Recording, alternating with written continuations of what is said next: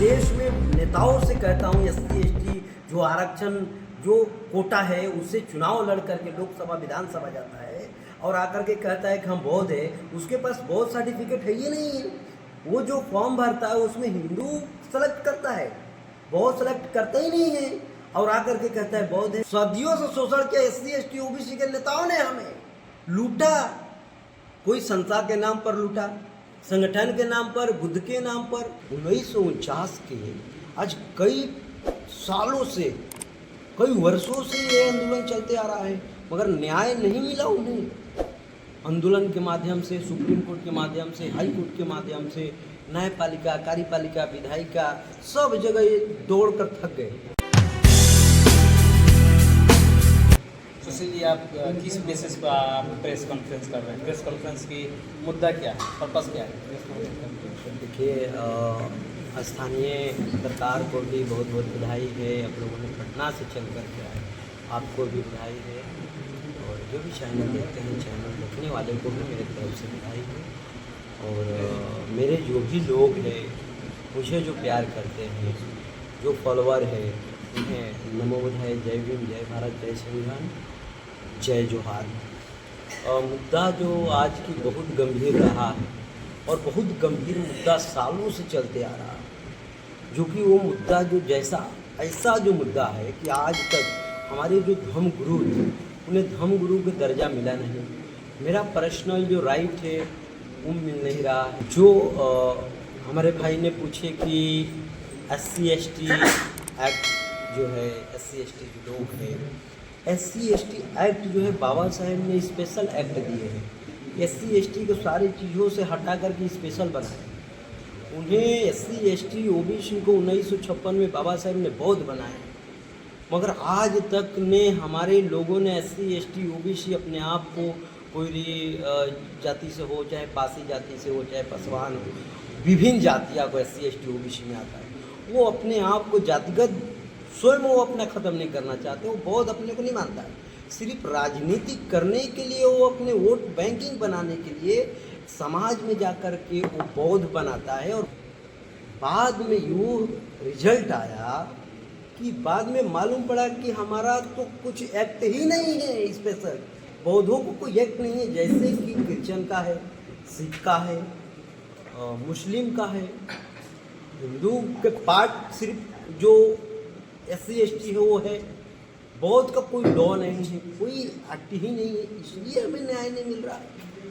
जो महाबोधि महाविहार जो बाबा साहेब ने 1956 में बौद्ध बनाए, इसलिए बौद्ध बनाए कि जो बौद्ध समाज, बौद्धों को खत्म की गई थी, वो बौद्ध जो है फिर से बन जाए।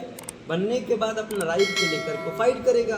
बाबा साहेब अगर होते तो उन्होंने तो हटा देते, जो आर्टिकल 2525 है उसमें पार्ट 2 को वो हटा देते।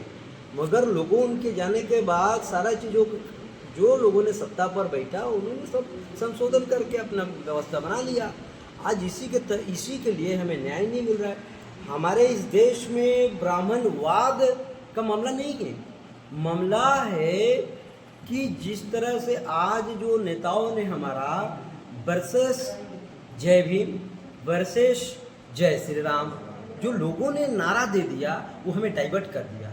हमारा धर्म गुरु भंते जी लोगों के आज तक उन्होंने आदर सम्मान नहीं दिया। इस देश में नेताओं से कहता हूँ एससी एसटी जो आरक्षण जो कोटा है उससे चुनाव लड़ करके लोकसभा विधानसभा जाता है और आकर के कहता है कि हम बौद्ध है, उसके पास बौद्ध सर्टिफिकेट है ही नहीं है। वो जो फॉर्म भरता है उसमें हिंदू सेलेक्ट करता है, बौद्ध सेलेक्ट करता ही नहीं है और आकर के कहता है बौद्ध है। आज तक जो नेताओं ने जीत करके गया एससी एसटी ओबीसी का, उसने दलित सबसे संबोधित किया हमें। वो स्वयं आज तक कहने के लिए तैयारी नहीं है कि हम बौद्धिस्ट हैं। जो हमारे एससी एसटी ओबीसी के नेता है, कोई नहीं कहता कि बौद्ध है।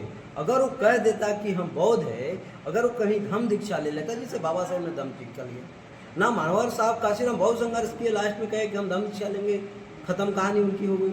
जब बौद्ध की धम्म दीक्षा की जो बात करता है कि हम धम्म दीक्षा लेने वाले हैं, धम्म को बढ़ाने वाले हैं, उसको खत्म कर दिया जाता है। किन लोगों के द्वारा? ये ब्राह्मणों के द्वारा नहीं, ये हमारे ही समाज के लोगों के द्वारा। क्यों? क्योंकि उनकी जो नेताओं को दलित कहना जो बात पसंद पड़ती है, और नेता जो बनना चाहते हैं, जो परिवारवाद कर करके आज कैबिनेट से लेकर के राज तक बैठे हैं, ये बहुत बड़ा मुद्दा है। ये हमें आज तक SC ST OBC लोगों को गुमराह किया, सदियों से शोषण किया। कौन?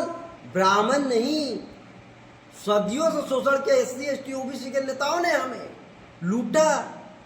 कोई संस्था के नाम पर लूटा, कोई संगठन के नाम पर, बुद्ध के नाम पर, सत्ता के नाम पर सिर्फ लोगों ने लूटा। हम खाली कहते हैं क्या? ब्राह्मणों को उखाड़ फेंकेंगे। 4 ब्राह्मण वहां कब्जा कर लिया है। ब्राह्मण ने कब्जा महाबोधि विहार में कहाँ किया है? सिस्टम ने कब्जा किया है। ये राज की मसला है। बिहार की जो मुख्यमंत्री है, जिस तरह से मुख्यमंत्री बना बिहार का, उस मुख्यमंत्री ने BT एक्ट को पास करा कर धन कमाने के लिए पास कराया, उसी तरह से मुख्यमंत्री केंद्र को जाकर समर्थन दे और BT एक्ट को रद्दीकरण करे। महाबोधि महाविहार को भंते जी को जो मामला है उनको दे संचालक। ये भंते जी का मामला है और भंते जी को देना पड़ेगा। और लेंगे, कब लेंगे? आज हमारा समय आ गया है लेने के लिए, और हमारी विरासत। अच्छा बताइए पत्रकार साहब कि ये अखंड भारत है। देश का प्रधानमंत्री जाकर के विदेशों में कहते हैं कि हम बुद्ध की धरती से आए हैं। नीता अंबानी जो भारत का उद्योगपति है, वो कहती है कि हम बुद्ध की धरती से आए हैं, और इस देश में आकर के भारत में युद्ध छेड़े हुए हैं। युद्ध है। हमें बुद्ध नहीं कहते हैं, हमें बौद्धिस्ट नहीं कहते हैं, हमें दलित कहते हैं। समझने की प्रयास करिए। हमें सदियों से लोगों ने लूटा और लूट रहा है। ये मसला है राज्य सरकार की और केंद्र सरकार की।